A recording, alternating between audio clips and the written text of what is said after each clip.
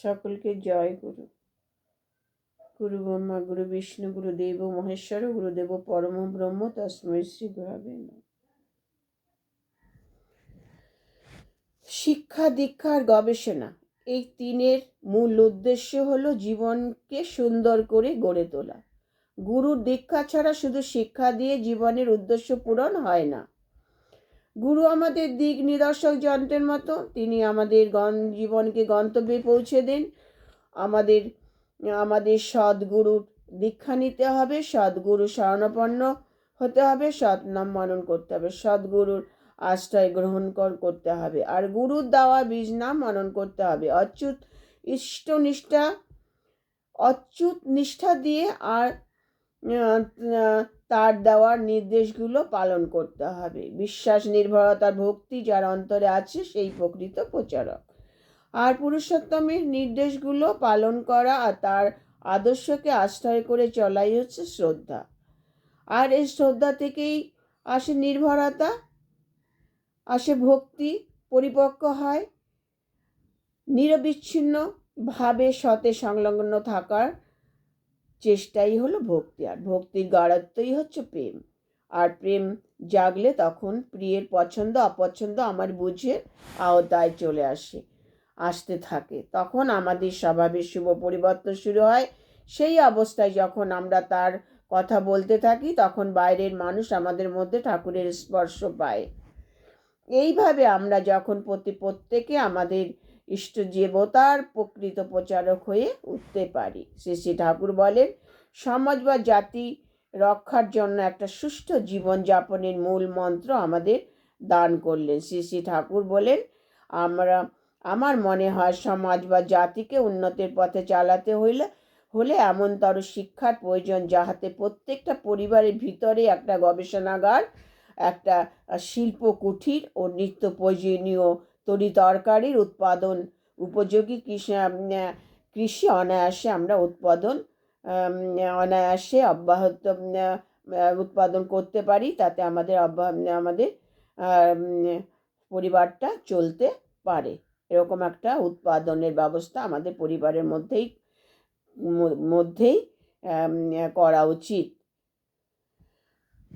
ঠাকুর বলেছেন যে বাড়ির মধ্যে আমাদের এমন একটা জায়গা, আমাদের উৎপাদনকারী জায়গা আমাদের বেছে নিতে হবে, যেখানে আমাদের পরিবারের সমস্ত কিছুই আমরা সেখানে উৎপাদন করতে পারি। আমাদের একটা পরিবার যাতে সুন্দরভাবে আমাদের চলতে পারে, শাকসবজি থেকে সমস্ত কিছু। ঠাকুর তাই বলেছেন। তাতে বাড়ির লোকে আমাদের কাজের মধ্যেও থাকবে এবং আমাদের পরিবারেও কাজ হয় এবং আমরা নিজেদের ব্যস্ত রাখতে পারি। এই কথাই ঠাকুর বলেছেন। সবসময় ঠাকুর বলতেন যে তোমরা সবসময় কাজের মধ্যে থাকবে। কাজের মধ্যে থাকলে তোমাদের মন ভালো থাকবে, নিজেরা ভালো থাকবে।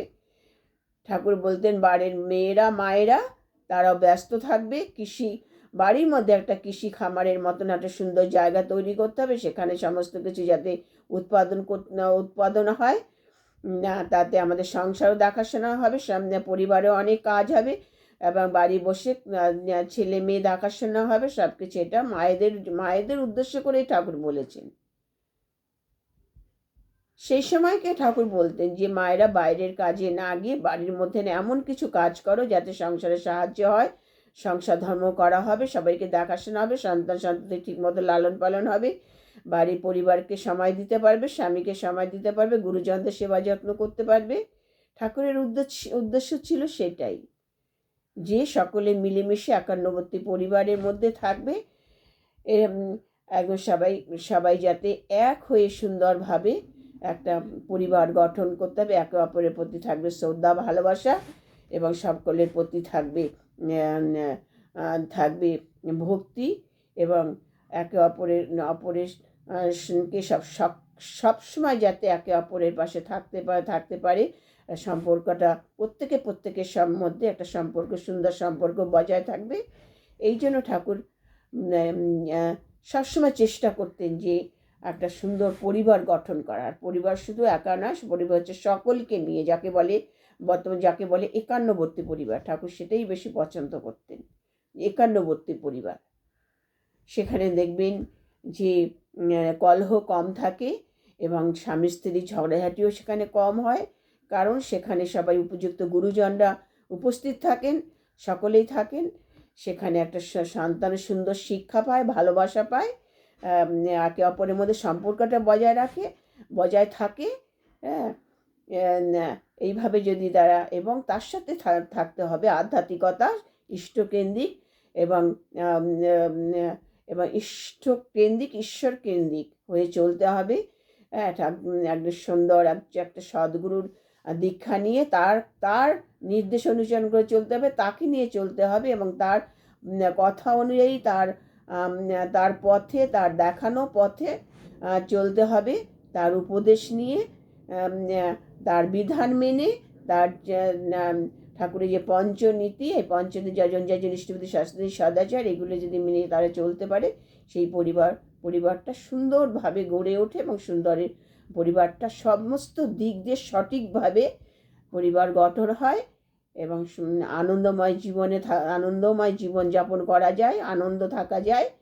হ্যাঁ, এটাই আমাদের ঠাকুরের উপদেশ। জয় গুরু। আমার আলোচনা ভালো লাগলে লাইক, শেয়ার ও কমেন্ট করবে।